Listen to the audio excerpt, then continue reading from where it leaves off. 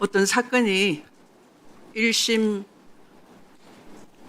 유죄이고 2심이 무죄이라면 이것을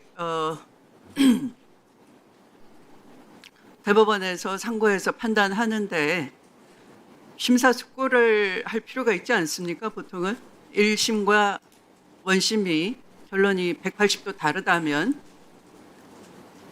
그것이 판단이 훨씬 용이합니까?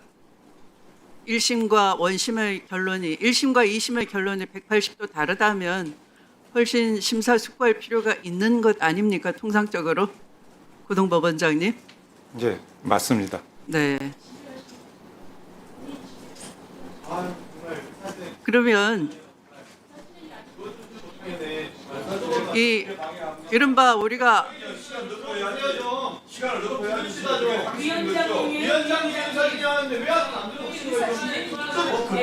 근데 위원장은 진행을 하다가 좀 더 답변을 분명하게 성명하는 것을 구할 수도 있어요. 질이 아니더라도. 아니 왜 이러세요? 아마추어처럼 다들 그렇게 하던데.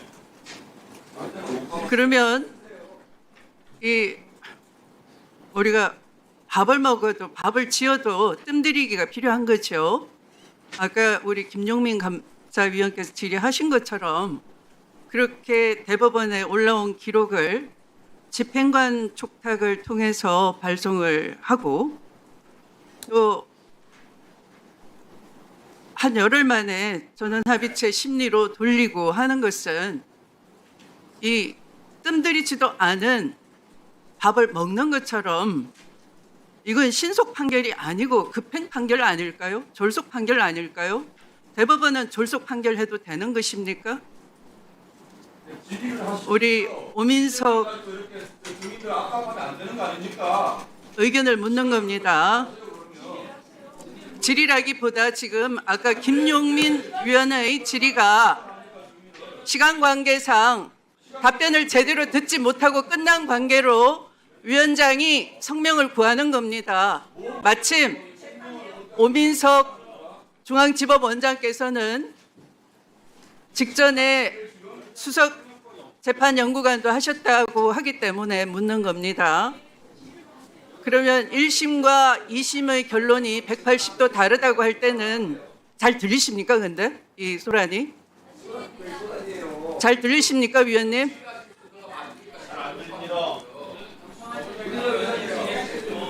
네, 시간 드세요. 네, 시간 드세요.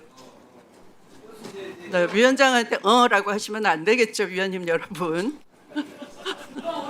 뭐 그것까지 제가 지도해야 됩니까? 유치하게도. 네. 송석준 의원입니다. 자, 1심과 2심이 결론이 180도 다릅니다. 그런데 아까 김용민 의원께서 감사위원께서 질의한 것처럼 변호인 선임께 올라온 지 7일 만에 그리고 변호인이 답변서 내자마자 그리고 검찰 측이 항소심에서 패소한 검찰이 상고 이유서를 제출했는데요. 그 제출 열흘 만에 전원합의 심리를 하면서 그러면 상고 이후에도 제한이 되는 것이고 그걸 대법관님들이 다 돌아가면서 읽어보고 심사숙고를 하고 1심과 2심이 왜 달라졌는지 수기를 해야 되는 시간이 필요한 것이고요. 또 해당 당사자 쪽이 검찰에 대응하여 낸 답변서를 서로 숙지하고 돌려볼 시간이 필요하지 않겠습니까? 그런데 마치 뜸들이기 전에 밥솥 뚜껑을 열어서 밥을 퍼주는 것처럼 대법원 판결이 수기의 시간조차 갖지 않았다는 게 확연히 드러나지 않습니까? 아까 서영교 감사위원께서 질의한 것처럼 두 분의 대법관께서는 아주 장기간의 해외 출타를 하셨어요. 신숙희, 권영진 두 분의 대법관은. 그러면 이렇게 이 변호인 선임계가 올라오고 답변서가 올라오고 하는 기간 동안에 다 외유 출장 중이셨는데 언제 읽어보고 언제 수기할 시간이 있겠습니까? 그러니까 아무리 1심은 2년 2개월이 걸리고 원심은 4개월이 걸린 판결인데 결론이 확 달랐습니다. 그러면 대법원에 올라오면은 적어도 서로 수기하는 시간은 있어야 되지 않겠습니까? 수기할 시간이 있었다고 보십니까? 이건 신속 판결하고 뜻이 다릅니다. 설익은 판결 아닐까요? 어떻게 보십니까? 그럼 대법관님들 증인께 물었습니다. 대법관님들께서 기록을 파악하고 합의를 하시는 과정이라서 제가 알고 있는 것이 사실 없고요. 네. 제가 이렇게 뭐 추측을 해가지고 말씀드릴 사항은 아닌 것 같습니다. 의견을 묻는 거예요, 그냥 증인의 의견을. 그것은 설익은 판결이라 할 수 있겠죠?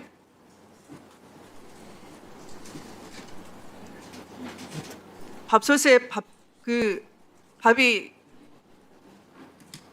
익기 전에 뚜껑을 열어버린 것처럼 설익은 판결인 거죠. 전원합의체 회부해서 바로 이 판결이 나온다고 하는 것은 어느 국민이 납득을 할 수가 있겠습니까? 더군다나 소수 의견을 쓰신 두 분의 재판관님들께서는 보석이 탄생하려면 원석을 잘 다듬는 과정이 필요하듯이 수기의 수기를 반복하는 과정이 필요하다. 서로 의견을 대조해보는 과정이 필요한데 그것이 결여돼서 매우 아쉽다라는 그런 내용이 담겨 있습니다. 그게 진실이라고 봅니다.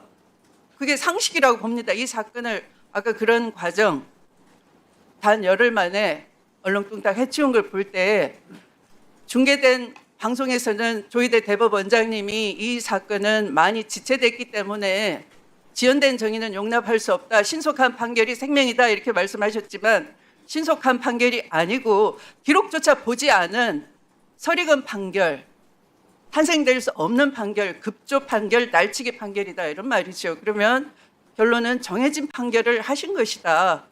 이렇게 보는 것이 상식이 아닐까요? 그 사건에 대해서 말할 수 없다라는 입장을 계속 유지하시리라고 봅니다. 그러나 상식선에서 우리는 그렇게 합리적 의문을 가질 수밖에 없는 거죠. 그런 의문을 가진 사람을 잘못됐다고 어떤 점을 지적해 볼 수 있겠습니까? 그런 문제를 제기하는 데 대해서 의견을 한번 말씀해 보세요. 그런 판결 보신 적 있습니까? 인혁당의 사형 판결 이외에는 우리 역사에서 사법 역사에서 들어본 적이 저는 없는 것 같은데요. 제가 기록으로 경험했던 4.3 계엄 당시에 4.3 수령인 명부를 통해서 적결 처분한 판결 외에 저는 우리 사법사에서 본 적이 없는 것 같습니다.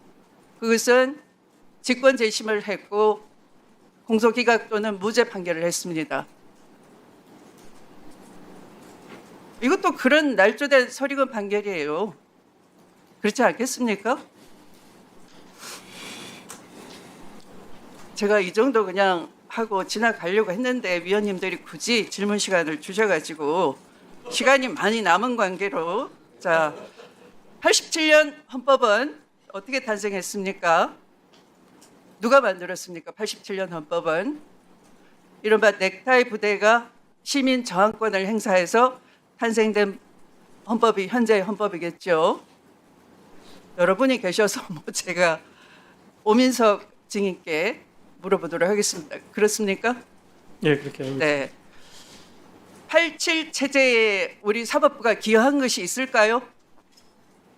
하나도 없습니다. 오히려 국민이 왜 저항해야 되는지 통치 도구자의 입맛에 맞는 판결을 찍어내듯이 생산할 때 저도 사법부의 일원이었기 때문에 잘 기억합니다. 그런데 온 넥타이 부대들이 다 거리로 쏟아진 다음에 거의 마지막일 때 눈치 봐 가면서 내부에서 연판짝이 돌았어요. 그걸 서명을 하더라고요. 통치 도구화된 아까 누가 잘 얘기하더라고요.